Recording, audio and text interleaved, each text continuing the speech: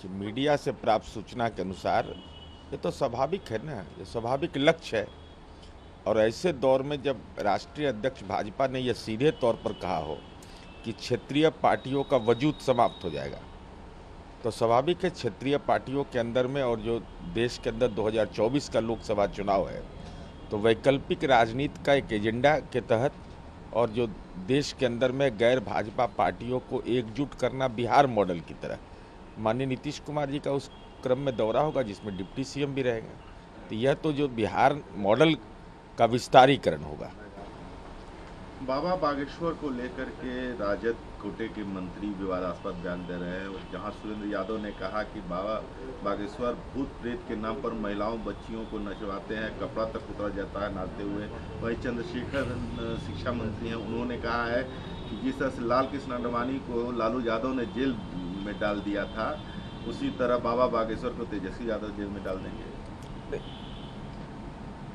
देखिए, बाबा जैसे महत्वपूर्ण आध्यात्मिक दायित्व के बारे में कौन क्या टिप्पणी करे है मेरा विषय नहीं है, लेकिन यह राजनीति का भी विषय नहीं है। राजनीति के संदर्भ इसके हो ही नहीं सकते।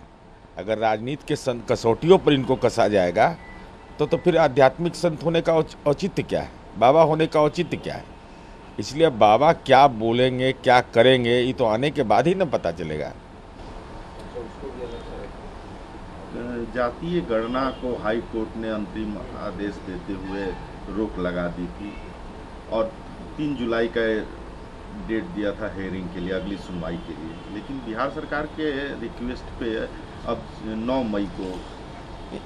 जाति गणना समाज के तमाम तबके का सामाजिक आर्थिक सर्वे, और इसका महत्वपूर्ण पक्ष यह है कि सर्वदलीय सहमति, विधानमंडल की सहमति, राज्य मंत्री परिषद की स्वीकृति, उसके बाद भी माननीय उच्च न्यायालय ने इसमें अभी तिथि मुकर्रर किया है।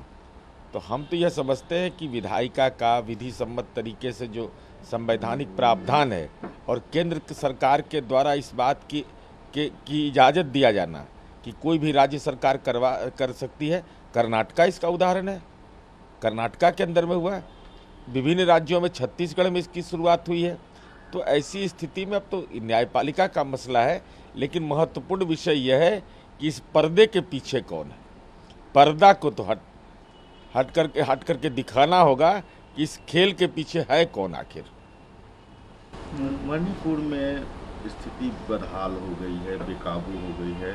सरकारी आंकड़े 54 बताते हैं, लेकिन मौत लगातार। उत्तर पूर्व का राज्य मणिपुर, वहाँ जिस ढंग से मीडिया में बहुत ही अल्प सीमित खबरें आ रही है, ये निश्चित रूप से चिंता का विषय है कि भाई देश के आदरणीय प्रधानमंत्री और गृह मंत्री की कोई टिप्पणी नहीं आ रही है, इस संबंध में उनकी कोई संवेदना नहीं है, इस संबंध में उनका कोई मंतव्य नहीं है। वो देश का एक महत्वपूर्ण हिस्सा है, हमारे देश का मुकुट है उत्तर पूर्व का राज्य। तो अब मणिपुर जैसे राज्य में अगर ऐसी स्थिति है, वह भी तब जब यह दावा किया जा रहा था कि नोटबंदी के बाद ऐसी कोई समस्या नहीं आएगी, लेकिन उसके बावजूद जम्मू कश्मीर के राजौरी में दुखद घटना, मणिपुर के अंदर दुखद घटना, तो केंद्र सरकार में आदरणीय प्रधानमंत्री जी और आदरणीय गृह मंत्री को अपनी जुबान खोलनी चाहिए।